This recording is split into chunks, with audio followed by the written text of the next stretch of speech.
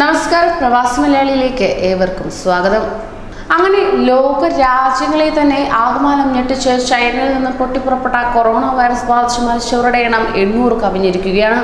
വൈദ്യശാസ്ത്രത്തിന് കടുത്ത വെല്ലുവിളി ഉയർത്തിക്കൊണ്ടാണ് മറ്റ് രാജ്യങ്ങളിലേക്ക് അതിവേഗം പടർന്നുകൊണ്ടിരിക്കുകയാണെന്നാണ് ലഭ്യമാകുന്ന വിവരം.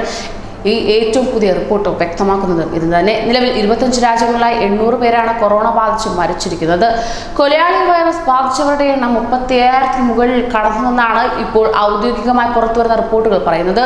ആർട്ടിഫിഷ്യൽ ഇന്റലിജൻസ് ടെക്നോളജി ഉപയോഗിച്ച് CCTV കേന്ദ്രത്തിൽ ഇരുന്ന് സകല മനുഷ്യരെയും അരിച്ചുപെറുക്കിയാണ് ചൈന ഈ അവസരത്തിൽ കൊറോണ ബാധിതരെ കണ്ടെത്തിക്കൊണ്ടിരിക്കുന്നത് തന്നെ. ലോകത്തിലെ ഏറ്റവും സങ്കീർണവും അത്യന്താധുനികവുമായ സർവൈലൻസ് സിസ്റ്റമാണ് കൊറോണ ബാധിതരെ കൃത്യമായി കണ്ടെത്തുന്നതിനായി ചൈന നിലവിൽ ഏർപ്പെടുത്തിയിരിക്കുന്നത്. കൊറോണ ബാധിതരെ കൃത്യമായി കണ്ടെത്തുന്നതിനായി ഫേഷ്യൽ റെക്കഗ്നീഷൻ ക്യാമറകളും ആർട്ടിഫിഷ്യൽ ഇന്റലിജൻസും പ്രയോജനപ്പെടുത്തിയുള്ള CCTV കേന്ദ്രങ്ങൾ ചൈന രാജ്യമെങ്ങും ഏർപ്പെടുത്തിയിട്ടുമുണ്ട്.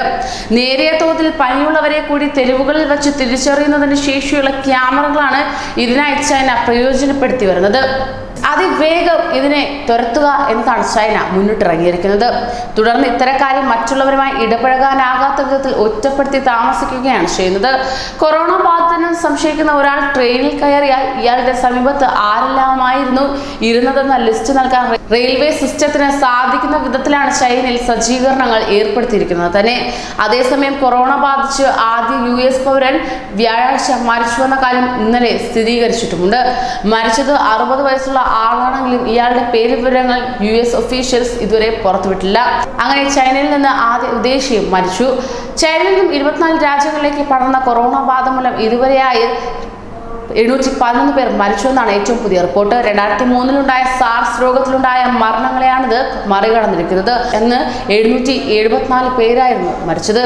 എന്നാൽ അതിഭീകരമായ മെർസിനെ പോലും മറികടക്കുമെന്നാണ് ഇപ്പോൾ ലഭ്യമാകുന്ന വിവരങ്ങൾ വച്ച് പുറത്തു വരുന്നത്.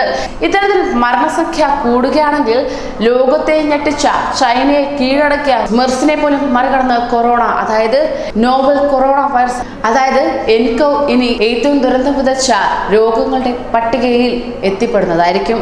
കൂടുതൽ പ്രവാസി വാർത്തകൾക്കായി ഈ ചാനൽ സബ്സ്ക്രൈബ് ചെയ്യൂ.